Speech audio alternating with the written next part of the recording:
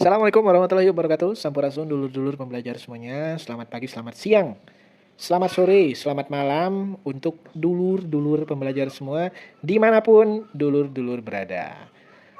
Pada kesempatan ini saya dari dulur pembelajar akan mencoba sharing mengenai bagaimana cara lapor SPT tahunan untuk dulur-dulur yang sudah punya NPWP, statusnya aktif tapi belum punya penghasilan ya.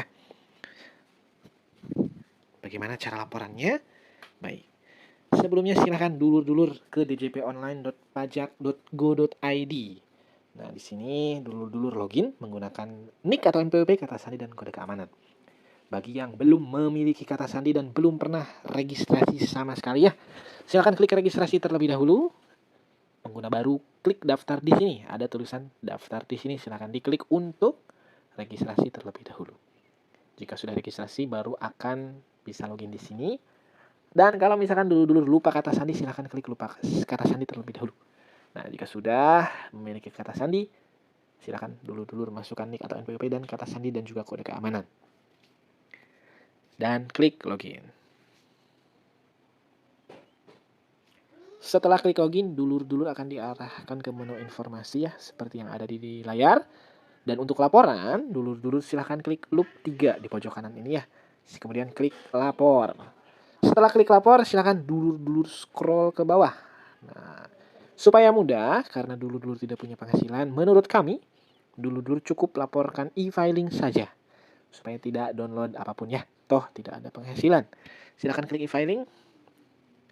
Setelah diklik e-filing, dulur-dulur silakan klik buat SPT.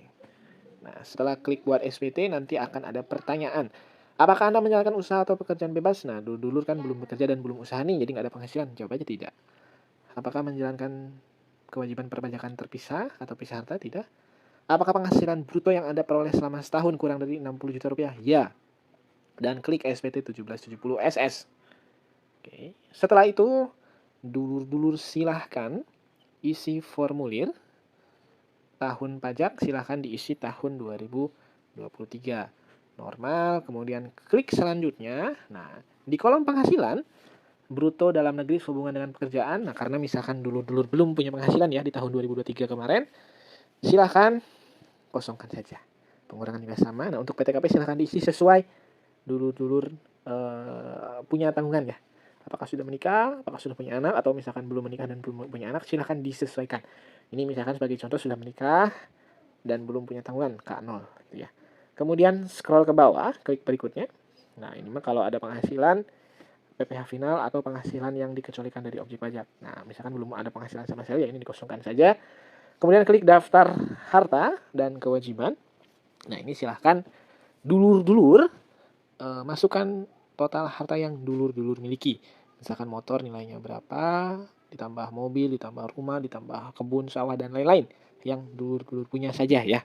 Misalkan di sini kami kasih contoh punya asetnya misalkan sekitar 50 juta gitu ya. Kemudian pinjaman atau utang silahkan di sini jika ada saja. Jika tidak silahkan klik 0 kemudian klik berikutnya. Dan terakhir ada pernyataan. Dengan menyadari sepenuhnya akan segala akibatnya termasuk sanksi-sanksi sesuai dengan ketentuan peraturan perundang-undangan yang berlaku, saya menyatakan bahwa apa yang telah saya beritahukan di atas adalah benar, lengkap, dan jelas.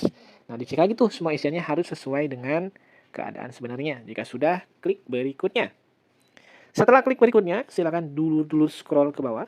Nah, kemudian klik di sini, kemudian pilih email untuk menerima kode verifikasi dan klik OK. Nah, setelah klik OK, dulur-dulur silahkan ke Gmail. Silahkan ke email, dicek. Nah, ketika sudah ada email dari e-filing kode verifikasi, silahkan buka kode verifikasinya. Kemudian silahkan salin ya atau copy kodenya. Setelah itu silahkan tempelkan di kode kotak tadi ya. Kemudian klik kirim SPT. Setelah diklik kirim, tokennya harus valid ya. Kita ulangi lagi.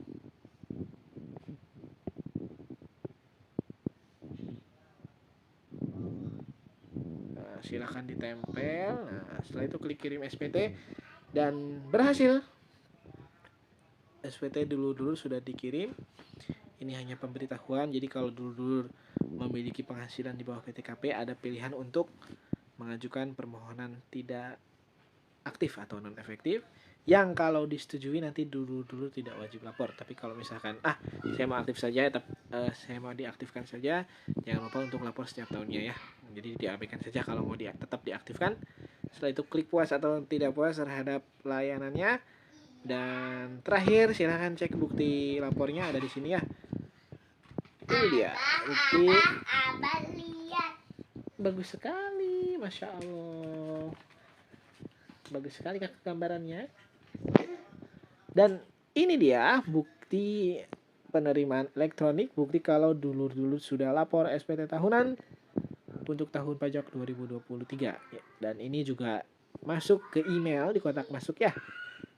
Silakan bisa dicek gitu ya. Jadi dengan adanya bukti ini, dulur sudah lapor SPT tahunan.